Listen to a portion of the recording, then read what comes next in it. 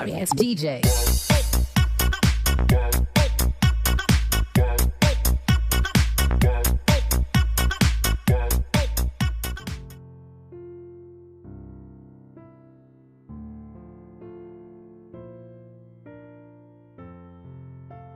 Nara melambaikan tangan pada pemuda yang berada di dalam mobil sport berwarna putih.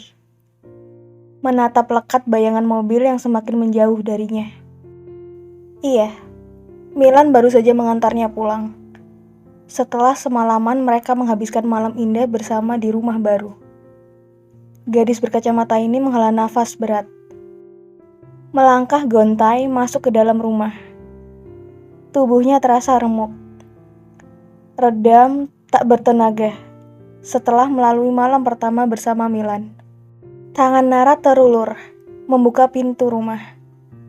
Baru saja melangkah masuk, dia telah disambut oleh adik dan ibunya, yang memasang wajah khawatir, karena semalam dia tidak pulang. "Kamu dari mana saja, Ra?"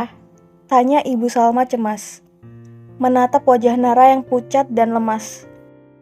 Nara terdiam, memikirkan jawaban untuk ibunya.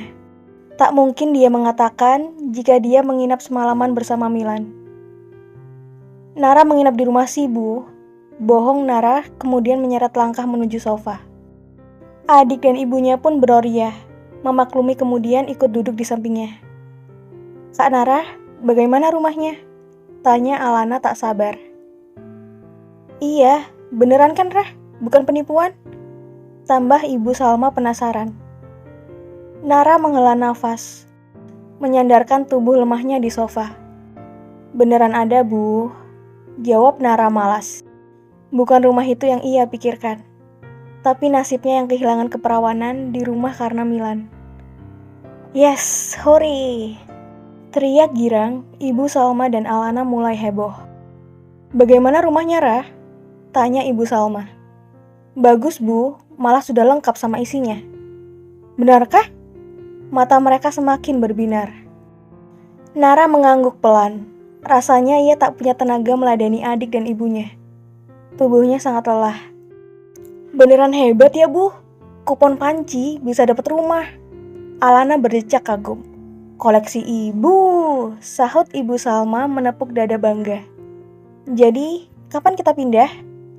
tanya Alana. "Pindah?" Nara menegakkan posisi duduknya, menatap ibu dan adiknya bergantian, meminta penjelasan. "Iya, Ra, ibu pikir lebih baik kita pindah, menempati rumah baru." Jelas Ibu Salma akan rencananya. "Bu, gak bisa gitu," tolak Nara tak setuju. "Biar beban kamu berkurang, Nak. Kita tidak perlu lagi memikirkan hutang pada bank. Kamu juga tidak perlu bekerja terlalu keras lagi." "Ibu gak tega," ucap Ibu Salma mengelus pipi Nara dengan lembut. "Bu, rumah ini banyak kenangannya." "Kenangan buruk, Ra," sela Ibu Salma membuat Nara terbungkam. "Di rumah ini hanya ada kenangan buruk kehidupan kita. Cacian, makian, semua akibat perbuatan ayahmu." Suara Ibu Salma terdengar bergetar, menahan cairan bening yang lolos dari pelupuk matanya. Melihat itu, Nara dan Alana kompak memeluk ibunya. Memang bukan mudah kehidupan yang mereka jalani selama ini. "Ibu jangan sedih. Ayolah kakak, kita pindah saja ke rumah baru. Lagi pula, sayang kan kalau tak ditempati?" ujar Alana. Nara terdiam sejenak. Sebenarnya dia masih ragu dengan rumah hadiah itu. Hatinya belum sepenuhnya menerima. Akan tetapi, melihat ibu dan adiknya yang sangat ingin melupakan kenangan buruk masa lalu, membuatnya tak berdaya. "Baiklah kalau itu pilihan kalian. Nara ikut saja dengan keputusan kalian." Gadis berkacamata ini akhirnya mengiyakan. "Hore!" sorak Alana girang beralih memeluk Nara. Ibu Salma mengembangkan senyuman. "Terima kasih, Rah," ucapnya. "Kapan kita pindah rumah, Bu?" tanya Alana. "Secepatnya." "Ibu atur saja, Nara masuk dulu." Nara beranjak dari duduknya, melangkah lemas menuju kamarnya. Nara menghempaskan tubuhnya ke ranjang, menatap langit-langit kamar sambil memikirkan mereka akan pindah ke rumah baru. Rumah yang telah berkesan baginya merupakan saksi bisu malam pertamanya bersama Milan. Nara kemudian bangun beranjak duduk di cermin rias, membuka kacamata yang membingkai wajahnya, menatap dirinya dari pantulan cermin. Tangan Nara terulur, mengambil kapas di meja, lalu mengusapnya ke arah leher, hingga terlihatlah jejak kecupan mahakarya Milan di lehernya, yang tadi ia tutupi menggunakan foundation. Dia telah menyerahkan dirinya pada Milan. Seharusnya itu tidak terjadi. Ada rasa sesal dalam hati Nara.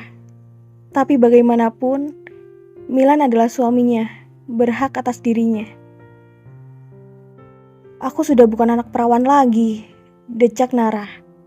Wajah Nara memanas saat bayangan liar itu kembali berputar backroll film di kepalanya. Bagaimana Milan memperlakukannya dengan begitu lembut dan mendamba membuatnya merasa dicintai. Cinta. Batin Nara merangkai perubahan sikap Milan selama ini padanya. Oh, mungkinkah Milan jatuh cinta padanya?